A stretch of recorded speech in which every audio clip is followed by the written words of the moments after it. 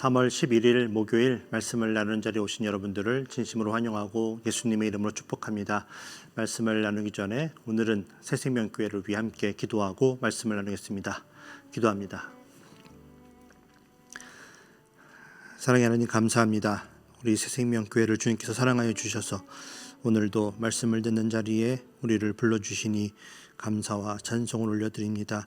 하나님, 우리 새생명교회의 모든 성도님들이 이 어려운 때에 하나님의 뜻을 바로 알고 거룩하게 세워지기를 주님 소원합니다.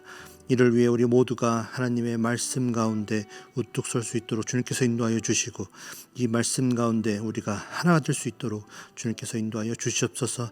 말씀이 가르쳐 주는 것을 우리가 따를 수 있도록 주님께서 인도하셔서 이 모든 어려움이 끝났을 때 우리의 믿음이 성장하는 것을 우리 모두가 볼 수 있도록 인도하여 주시옵소서. 주님의 은혜 가운데 베드로 전서에 이어 베드로 후서까지 오늘 마무리하게 됩니다. 하나님 감사를 드립니다. 오늘 말씀 나눌 때 주님께서 함께하여 주셔서 우리 모두가 하나님의 말씀을 통해 은혜 받는 귀한 시간으로 주님께서 인도하여 주시옵소서. 예수님의 이름으로 감사하며 기도 올려드립니다. 아멘. 오늘 함께 나눌 말씀은 베드로후서의 마지막 3장 14절에서 18절 말씀입니다. 제가 14절에서 18절의 말씀을 대신하여 봉독해 올리겠습니다. 그러므로 사랑하는 자들아, 너희가 이것을 바라보나니 주 앞에서 점도 없고 흠도 없이 평강 가운데서 나타나기를 힘쓰라. 또 우리 주의 오래 참으심이 구원이 될 줄로 여기라. 우리가 사랑하는 형제 바울도 그 받은 지혜대로 너희에게 이같이 썼고, 또 그 모든 편지에도 이런 일에 관하여 말하였으되 그 중에 알기 어려운 것이 덜어 있으니 무식한 자들과 굳세지 못한 자들이 다른 성경과 같이 그것도 억지로 풀다가 스스로 멸망에 이르느니라. 그러므로 사랑하는 자들아, 너희가 이것을 미리 알았은즉 무법한 자들의 미혹에 이끌려 너희가 굳센 데서 떨어질까 삼가라. 오직 우리 주 곧 구주 예수 그리스도의 은혜와 그를 아는 지식에서 자라가라. 영광이 이제와 영원한 날까지 그에게 있을지어다. 아멘. 이는 살아계신 하나님의 말씀입니다. 오늘 함께 나누실 하나님의 말씀은 바로 베드로후서의 마지막 부분인 3장 14절에서 18절의 말씀입니다. 오늘은 본문의 말씀과 함께 베드로 전서와 베드로후서의 전반적인 내용을 함께 정리하면서 베드로후서를 통해 하나님께서 오늘 우리에게 무엇을 말씀하시고자 하시는지를 함께 살펴보도록 하겠습니다. 여러분, 연애 편지를 써본 지 얼마나 되셨나요? 저도 글 쓰는 재주가 그렇게 좋지 못하고 또 이렇게 손으로 쓰는 글씨가 워낙 악필이다 보니까 아내를 만났던 23년 전에나 좀 편지를 많이 썼지 지금은 거의 쓰지 않고 있는 것이 사실입니다. 그런데 돈이 없어서 생일 선물로 이렇게 작은 귀걸이 하나를 못 사주는 형편일 때 자기는 선물보다는 손으로 써주는 편지를 받고 싶다고 말하는 걸 보면 아내는 악필이지만 그래도 손으로 정성껏 쓴 손편지를 그리워하는 것 같습니다. 물론 선물과 손편지를 함께 받으면 더 좋아할 거라는 것을 당연히 알고 있습니다. 연애 초기 한 20년 전에는 동네 문방구에 가야 편지지를 구할 수가 있었습니다. 사실 남자가 문방구에 들어가서 어떤 편지지를 고르면 좋을까를 두고 고민하는 걸 누가 이렇게 볼까 봐 부끄러워했던 그런 기억이 있습니다. 그러면 빨리 하나 사서 그 자리를 떠나면 됐을 텐데 이 대학교에 이제 막 들어간 어린 나이였기 때문에 돈이 없어서 예쁜 편지지를 발견해도 너무 비싸면 다시 내려놓고, 또 운이 좋게 저렴한 편지지들 중에서 예쁜 것을 찾게 돼도 그 편지지에 써 있는 문구들이 너무 이렇게 노골적으로 사랑에 대한 어떤 그런 글들이 써 있으면 아직 사귀기 전이니까 용기가 나지 않아서 다시 내려놓기도 했습니다. 지금 이렇게 솔직하게 막 이렇게 표현하는 젊은 친구들은 이해를 하지 못하겠지만 연애를 본격적으로 시작하기 전에는 저에게 이 과정이 참 어려웠습니다. 그러다 보니 또 편지의 첫 줄에 수신인의 이름을 쓰는 것에도 상당히 오랜 시간이 걸렸습니다. 분명히 사랑은 하는데 사랑하는 누구에게라고 쓰는 게 쉽지가 않았다는 것이죠. 그렇다고 친애하는 누구누구에게라고 쓸 수는 없지 않습니까? 그래서 저는 베드로전서와 베드로후서를 읽으면서 사랑하는 자들아라고 연이어 부르면서 편지를 쓰고 있는 베드로 사도의 마음이 계속해서 이렇게 신경이 쓰였습니다. 왜 이렇게까지 편지를 받아볼 수신인들을 반복해서 대범하게 사랑한다고 말했을까? 그러다 보니 베드로전서와 베드로후서를 나누면서 제가 여러 차례 이 부분에 대해서 언급을 드렸던 것 같습니다.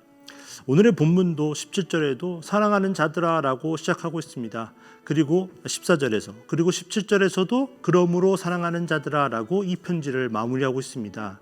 3장에서만 1절, 8절, 14절 그리고 17절에서 무려 4번이나 사랑하는 자들아가 나오고 있습니다. 베드로전서 2장 11절에서도 또 베드로전서 4장 12절에서도 사랑하는 자들아라고 부르고 있습니다.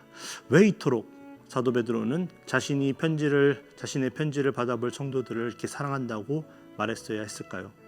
그리고 사도 베드로는 왜 자꾸 마지막으로 말한다고 해놓고는 또 반복해서 했던 말을 또 했던 것일까요?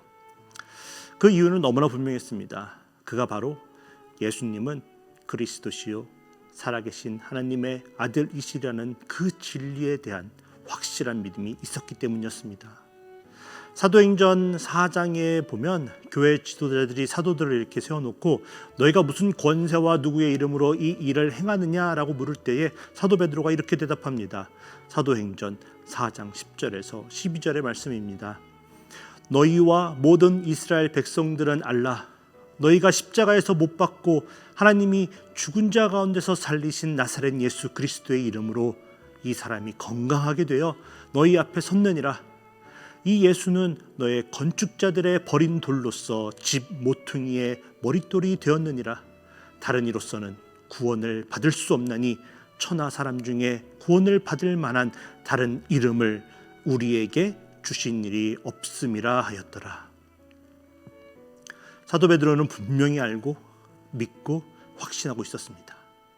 오직 예수님만이 죄악 가운데 고통받고 영원히 죽을 수밖에 없는 우리들을 불쌍히 여기시고 모든 권세와 영광을 내려놓고 낮은 육신을 입고 이 땅에 오셔서 아무런 죄도 없이 우리를 위해 채찍에 맞으시고 가시면류관을 머리에 쓰시고 또 십자가를 지고 골고다의 언덕의 길을 걸으셔서 결국 십자가에서 우리를 위해 죽으셨지만 3일 만에 죽음을 이기시고 부활하사 하늘로 다시 올라가셨고 언젠가 다시 이 땅에 오셔서 우리를 심판하실 거라는 그 모든 하나님이 하신 일과 하실 일을 그 사도 베드로는 확실하게 믿고 있었습니다. 그런데 그 복음을 듣고 이제 예수님을 자신과 같이 그리스도시요 살아계신 하나님의 아들이라고 시인하며 고백하게 된 성도들이 교회 밖에서부터 물리적인 고난과 핍박이 들어오자 픽픽 쓰러지고 있는 것을 보니 가만히 있을 수가 없었던 것입니다. 당연히 펜을 들어야죠. 그리고 그러면 안 된다고 조금만 더 참고 견디자고 이 세상에서의 삶은 나그네의 삶이고 저 하늘나라의 영원한 삶이 우리에게 보장되어 있으니 하늘의 소망을 품고 이 어려움을 이겨내자고 편지를 쓸 수밖에 없었다는 것입니다. 편지를 쓰다 보니 자신이 이 성도들을 얼마나 사랑하고 있는지 다시 한번 깨닫게 되었을 것입니다. 그러니 애타는 마음으로 사랑하는 성도들을 부르며 마음의 허리를 동이고 근신하며 믿음을 지켜나가자고 권면하고 모든 육체는 풀과 같고 그 모든 영광은 풀의 꽃과 같으니 풀은 마르고 꽃은 떨어지되 오직 주의 말씀만이 세세토록 있으니 그 말씀을 붙들고 이 어려움을 이겨내보자고 당부하고 또 예수님도 육체의 고난을 받으셨던 것을 기억하며 그리스도의 고난에 우리도 참여하자고 왜냐하면 우리를 더욱더 성장하게 하시려는 하나님의 은혜라고 우리에게 오는 불시험을 이상한 일 당하는 것 같이 여기지 말고 함께 이겨내자고 사랑하는 마음으로 편지를 쓸 수밖에 없었다는 것입니다. 이게 바로 고린도전서에서 사랑하는 성도들에게 사도 베드로가 외치고 또 외쳤던 권면의 내용들입니다. 그런데 문제가 생겼습니다. 그렇게 물리적으로 교회 밖에 오는 고난과 핍박을 교회 내 성도들이 함께 하나가 되어 잘 이겨내고 있는 듯 했는데 이번에는 더 교활한 방법으로 드러내지 않고 접근을 해가지고 사랑하는 성도들을 유혹하는 거짓 교사들이 나타나게 되었다는 것입니다. 예수님을 믿으면 재산도 뺏고 때리고 죽이기도 하면 더 이상 예수님을 믿는 자들이 사라질 줄 알았는데 그게 뜻대로 안 되자 사단은 교묘히 하나님의 말씀을 왜곡하여 예수님을 믿는 자들을 비방하고 예수님을 부인하여 예수님을 믿는 자들을 사라지게 하려고 한 것이었습니다. 심각한 문제죠. 특별히 그들을 너무나 사랑했던 사도 베드로에게는 이것이 너무나 큰 문제였습니다. 예수님만이 길이시고 진리시고 생명이신데, 그래서 사랑하는 성도들이 주님이 다시 오시는 그날까지 주님 안에서 항상 거하며 그분과 함께하기 위해 거룩한 삶을 살아야 마땅한데, 거짓 교사들이 주장하는 육체는 이미 더러운 것이니 우리가 거룩할 필요가 없다고 말하면서 육체는 마음대로 해도 된다는 말에 혹해서 넘어가는 성도들을 보게 된 것입니다. 인간의 가장 약한 육체적인 쾌락의 유혹을 이겨내지 못하고 그 말들이 너무 달콤한 나머지 예수님을 알기 전에 죄악 가운데 살았던 옛 모습으로 돌아가는 성도들을 보게 된 것입니다. 그리고 자신들의 사사로운 탐심을 정당화하기 위해 거짓 교사들이 하나님의 말씀을 왜곡하여 예수님을 부인하는 것에 성도들이 흔들리고 있는 것을 보니 사랑하는 성도들을 위해 펜을 들 수밖에 없었다는 것입니다. 그 마음이 있었기 때문에 편지를 받아볼 사랑하는 사람들에게 계속해서 사랑한다고 말하면서 이제 나이도 너무 많고 또 곧 순교를 당해 자신이 곧 죽게 될 상황임을 알고 있었음에도 불구하고 또다시 펜을 들어 두 번째 편지를 쓸 수밖에 없었던 것입니다.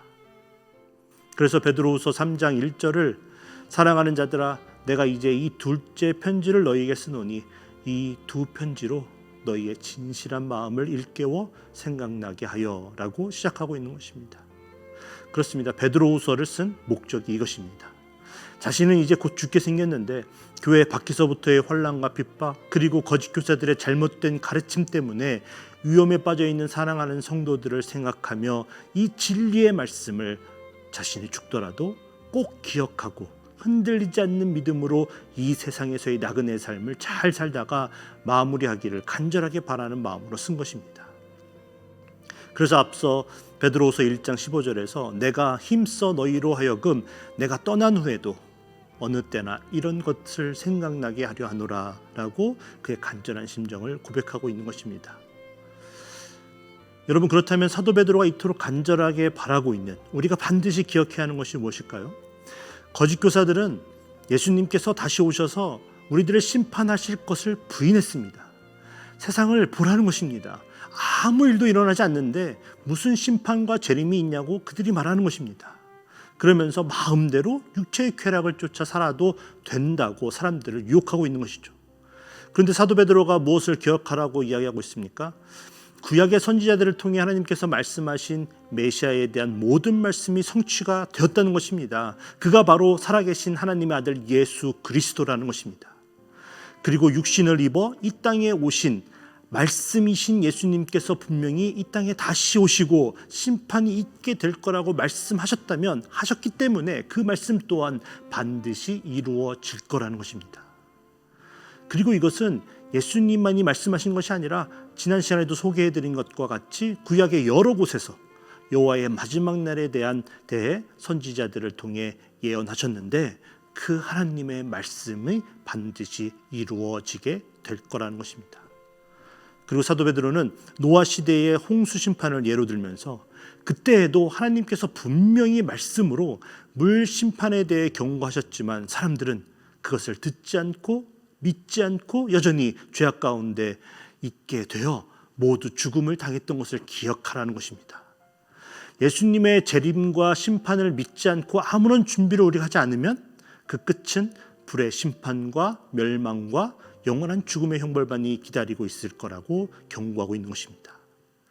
그리고 거짓 교사 선지자들과 같이 오늘날에도 많은 사람들이 2000년이 지났는데도 아무런 일이 일어나지 않는데 무슨 재림과 심판이 우리에게 일어나겠냐고 하면서 예수님의 재림과 심판을 부정하는 사람들이 많이 있습니다. 그것에 대해서는 사도 베드로가 3장 8절과 9절에서 말씀해 주신 것과 같이 하루를 천년같이 여기시는 하나님께서 그렇게 예수님을 부인하고 특별히 재림과 심판을 두려워하지 않고 세상의 정욕을 쫓아 마음대로 살고 있는 그 모든 사람들까지도 회개하고 돌아오기를 바라시기 때문에 자비하신 하나님께서 오래 참으시고 계시다는 것을 기억해야 한다고 말해줍니다.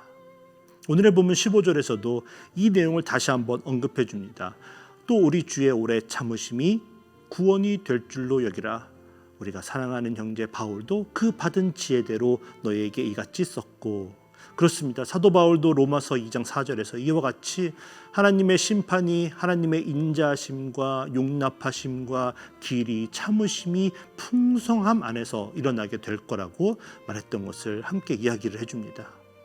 그리고 마지막으로 오늘의 본문 14절에서 사도 베드로가 우리가 어떻게 해야 하는지에 대해서 기억하라고 말해주는데, 그러므로 사랑하는 자들아 너희가 이것을 바라보나니, 여기에서 이것은 바로 13절에서 나오는 그의 약속대로 이가 있는 곳인 새 하늘과 새 땅, 즉 하늘나라 천국을 의미합니다. 그래서 사랑하는 자들아 너희가 이 천국을 바라보나니 주 앞에서 점없고 흠도 없이 평강 가운데서 나타나기를 힘써야 한다고 권면해 줍니다. 왜 그렇습니까? 하나님께서는 많은 사람들이 회개하고 돌아오기를 바라시며 오래 참으시고 기다리고 계시지만, 그러나 하나님의 시간적 개념을 이해하지 못하는 제한적인 우리들에게는 그 시간이 예정되어 있지도 않고 도둑같이 갑자기 우리에게 찾아올 것이기 때문입니다.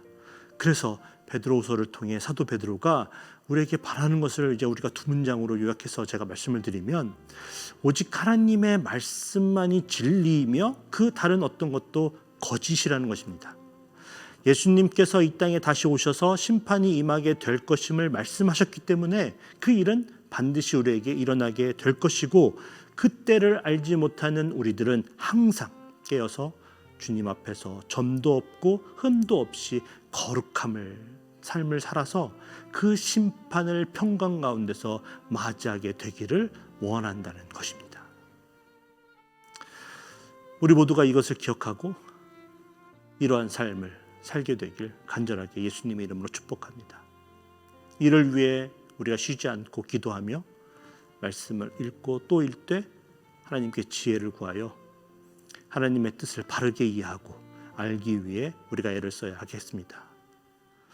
이제 제가 요약한 저의 말이 아닌 사도 베드로가 이제 마지막으로 그의 펜을 놓기 전에 사랑하는 성도들에게 이 모든 것을 생각하며 사랑으로 권면하고 있는 베드로후서의 마지막 두 절 17절과 18절을 읽으면서 베드로전서와 후서를 마치려고 합니다. 제가 읽을 때에 우리들에게 말씀하시는 하나님의 음성으로 듣고 우리들 모두의 마음에 지워지지 않도록 깊게 팔 정도로 꾹꾹 받아 적어서 하나님이 주시는 사랑과 은혜 가운데 이 땅에서의 나그네의 삶을 승리로 마무리하게 되시는 저와 우리들 모두가 되길 간절하게 예수님의 이름으로 다시 한번 축복합니다. 제가 읽어보겠습니다. 그러므로 사랑하는 자들아 너희가 이것을 미리 알았은즉 무법한 자들의 미혹에 이끌려 너희가 굳센 데서 떨어질까 삼가라. 오직 우리 주 곧 구주 예수 그리스도의 은혜와 그를 아는 지식에서 자라가라. 영광이 이제와 영원한 날까지 그에게 있을지어다. 아멘. 우리 함께 기도하겠습니다. 사랑의 하나님, 베드로전서와 후서를 통해 우리에게 참으로 놀라운 하나님의 은혜와 사랑을 깨닫게 하여 주셔서 감사와 찬송을 올려드립니다. 듣고 배운 것과 같이 우리가 하나님을 바르게 알기 위해 최선을 다하게 하시고 그 어떠한 거짓 교사의 가르침에도 흔들리지 않는 믿음을 허락하여 주시옵소서. 그래서 장차 다시 오실 예수님의 심판의 재림을 평강 가운데 맞이할 수 있도록 우리 스스로를 항상 점도 없고 흠도 없이 하나님의 자녀답게 거룩한 삶으로 살아갈 수 있도록 도와주시옵소서. 하나님의 도움 없이 우리가 할 수 있는 것이 아무것도 없음을 다시 한번 고백합니다. 베드로전서와 후서 모두를 잘 살펴볼 수 있도록 끝까지 도와주신 것과 같이 우리가 하나님의 말씀을 볼 때마다 성령님을 보내주셔서 우리에게 하나님의 놀랍고 크고 비밀한 뜻을 바르게 깨달을 수 있도록 도와주시옵소서. 그리고 그 말씀대로 실천하며 하루하루를 성실하게 승리하며 살아갈 수 있도록 도와주시옵소서. 사도 베드로가 사랑하는 마음으로 쓴 편지가 우리의 마음을 열었었던 것과 같이 우리도 우리의 가족과 이웃과 직장 동료들을 생각하며 예수님께서 돌아오기를 기도하며 권면할 때에 진심을 담아 사랑으로 권면하게 하시고, 그래서 그들의 마음 또한 활짝 열려 예수님의 복음을 받아들이고 하나님께 다시 돌아올 수 있도록 도와주시옵소서. 오늘 하루도 하나님께 받은 은혜와 사랑을 생각하며 기쁨 가운데 승리하며 살 수 있도록 도와주실 줄 믿고 예수님의 이름으로 감사하며 기도 올려드립니다. 아멘.